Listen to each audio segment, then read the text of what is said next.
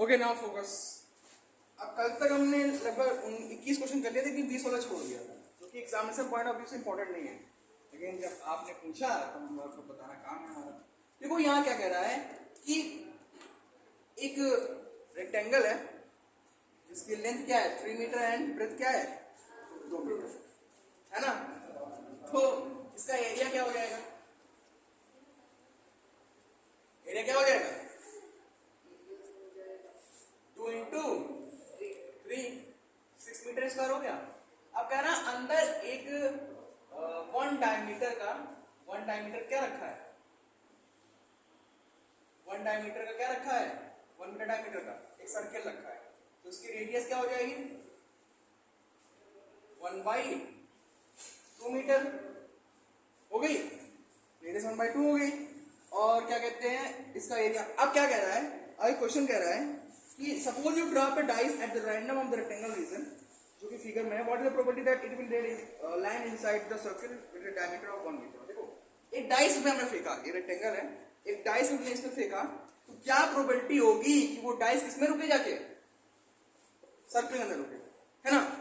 तो इसका एरिया क्या हो जाएगा?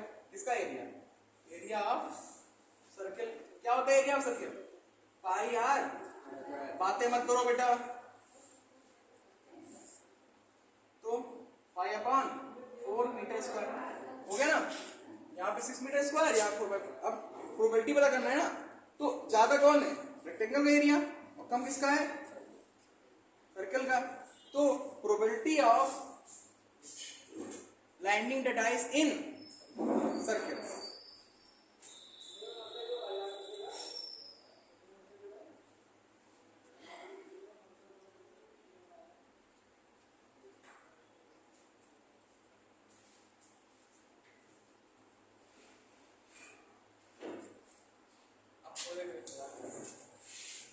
क्या होगा? फेवरेबल अपॉन फेवरेबल कितना है? फेवरेबल यही तो है हमारा।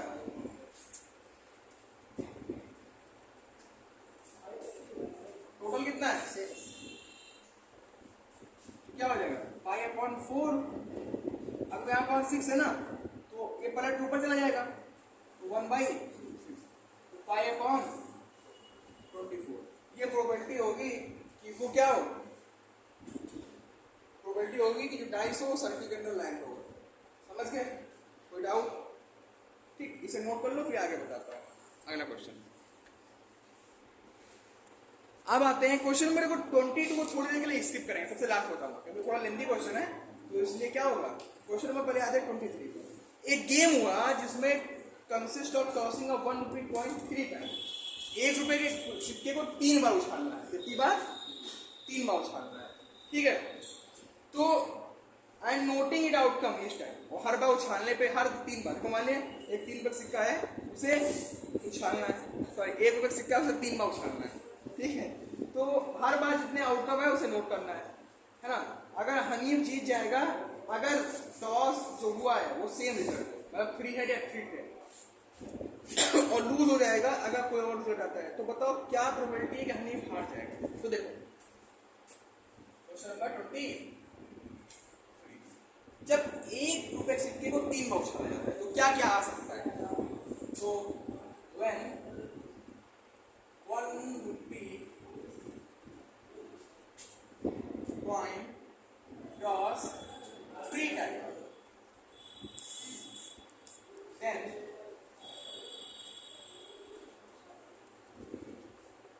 outcome will be।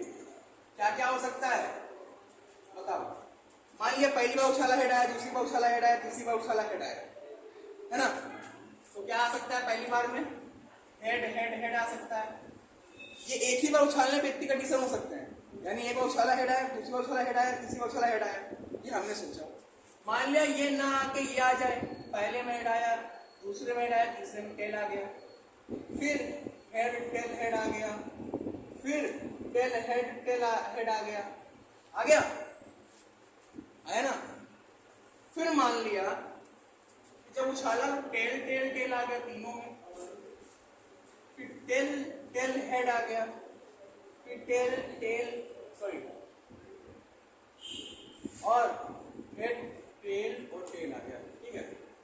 इतनी प्रोबेबिलिटी है कि नहीं आने की। एक बार सिक्का उछालते, एक सिक्के को 3 बार उछालते तो इतनी बार इतनी चीजें आ सकती है। तो कितने आउटकम हुए टोटल? 8। टोटल आउटकम कितने हो गए? 8। अब कह रहा है हनीफ तब जीतेगा जब सेम हो तीनों चीज, तीनों आउटकम सेम हो, और हार जाएगा जब आउटकम कुछ और होता है। तो पूछ रहा है क्या प्रोबेबिलिटी होगी कि हनीफ हार जाएगा। तो प्रोबेबिलिटी ऑफ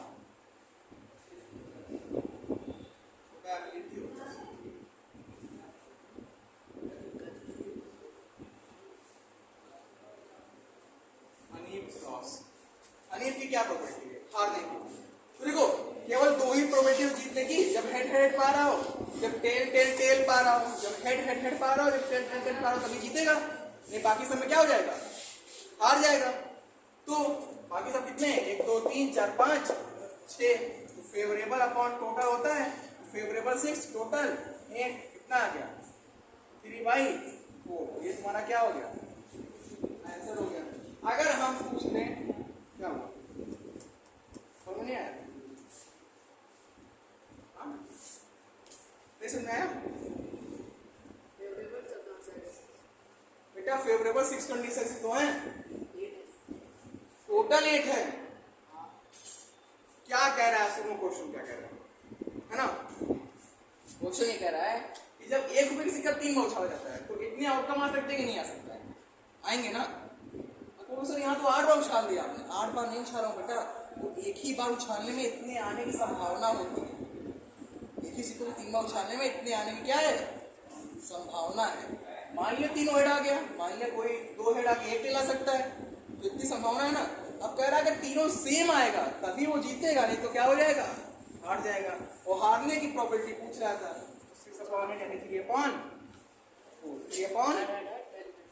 समझ गए? कोई डाउट? इसे नोट कर लो।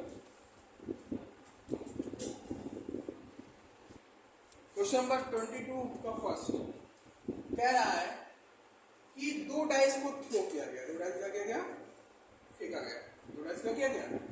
फेंका गया। तो आउटकम क्या क्या हो सकता है? देखो और गौर समझना। When 2 dice thrown, the outcome will be, outcome क्या क्या हो सकता है? मान लिया पहली में 1 आ गया, दूसरी में 2 आ गया, दूसरी में भी 1 आ गया, पहली में 1 आया, फिर दूसरी में 2 आया, फिर पहली में 1 आया, दूसरे में 3 आया, फिर पहली में 1 आया, दूसरे में 4 आया, फिर पहली में 1 आया, दूसरे में 5 आया, पहली में 1 आया, दूसरे में 6 आया। फिर मान लिया पहले में 2 आया, दूसरे में 1 आया, फिर पहले में 2 आया, दूसरे में 2 आया। हो सकता है नहीं हो सकता है? तो क्या क्या हो सकता है? देखो पहली में 1, फिर 1 2 1 3 1 4 1 5 1 6 2 1 2 2 2 3 2 4 2 5 2 6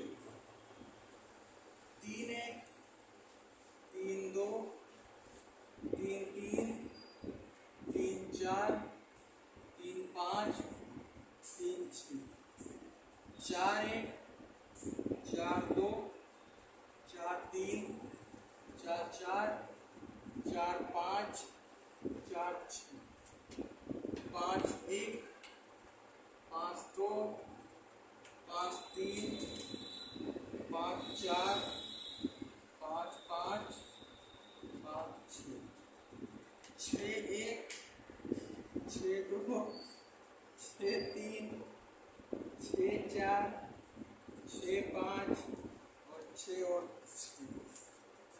दिस इज योर बेटा, समझे? यही तो आउटकम हो सकता है 2 डाइस रखने पे। तो टोटल कितने आउटकम हो गए? 1 2 3 4 5 6 और 1 2 3 4 5 6 6 छंग। टोटल कितने आउटकम हो गए? 36। अरे टोटल आउटकम 36 हो गए। अब क्वेश्चन कह क्या रहा है कि सम ऑफ 2 डाइस, यानी कि क्या प्रोबेबिलिटी होगी कि sum of two dice equal to 1/26? तो कैसे सर प्रूव करिए?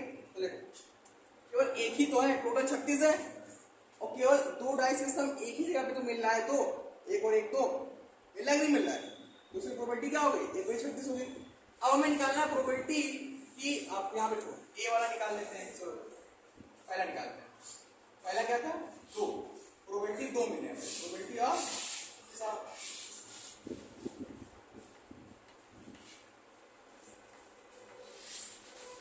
ये समझ जाना, सम ऑफ टू डाइस है, ठीक है।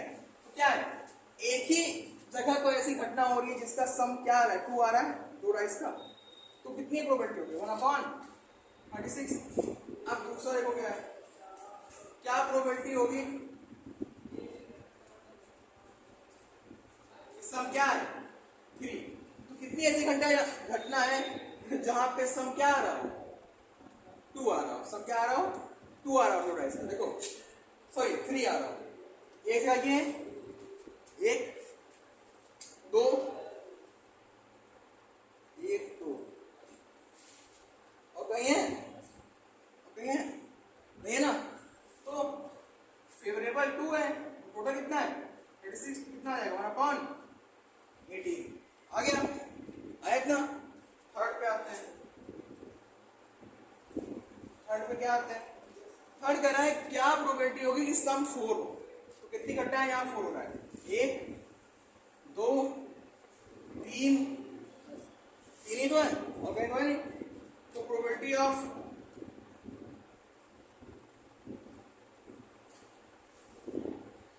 गेटिंग 4 के लिए कितना है? 3/36, 1/12। 4 कितना आएगा? 4 क्या आएगा? 5। प्रोबेबिलिटी ऑफ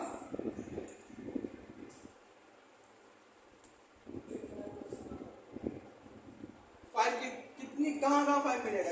एक,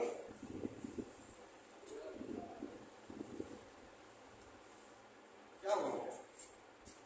4 मिलेगा, तो 5 4 मिलेगा। 4/36 कितना आ गया? 1/9 आया। अब कह रहा है सम कितना है? 6। तो देखो 1 2 3 4 5।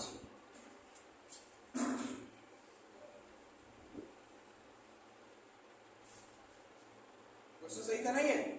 और ऐसे ही क्वेश्चन आते हैं, इजी तो है, but if your concept is clear, then अगर कंसेप्ट से नहीं क्लियर है, then how can we get this type of questions, answer of this type of questions? Okay, now next इतना हो गया 5th तक। तो यहाँ लिख देते हैं इसको। इसकी प्रोबेबिलिटी क्या है? 3 की 1/18। इसकी क्या है? 3 की 1/4 की 1/12। 5 की इतनी है 1/9, ठीक है। 6 की कितनी आएगी? 5/36। 8 की भी 5/36 आ गई, वापस लौट रहा होगा, कोई बात नहीं। इसको चेक कर लेते हैं। प्रोबेबिलिटी क्या आएगा? प्रोबेबिलिटी ऑफ 7, ठीक है। कैसे 1/6? देखो यहाँ पे 6 एक साथ, 2 1 2 3 4 5 6, 6/36, 1/6। Probability of getting 8। अब ये अपने आप को वापस रिवर्स करेगा, ठीक है। तो 8 कितने बन रहा है? यहाँ पे बन नहीं रहा है, यहाँ बन रहा है 1 2 3 4 5। 5/36। प्रोबेबिलिटी ऑफ 9 कितने बनेगा? यहाँ बनेगा नहीं, इसमें आ जाओ। 1 2 3 और 4, कितना हो जाएगा? 4/36, 1/9। तो समझ गए ना, ये वापस अपने आप क्या कर रहा है? रिवर्स मोड में लेके जा रहा है, ठीक है। 9 पर क्या आता है? Probability of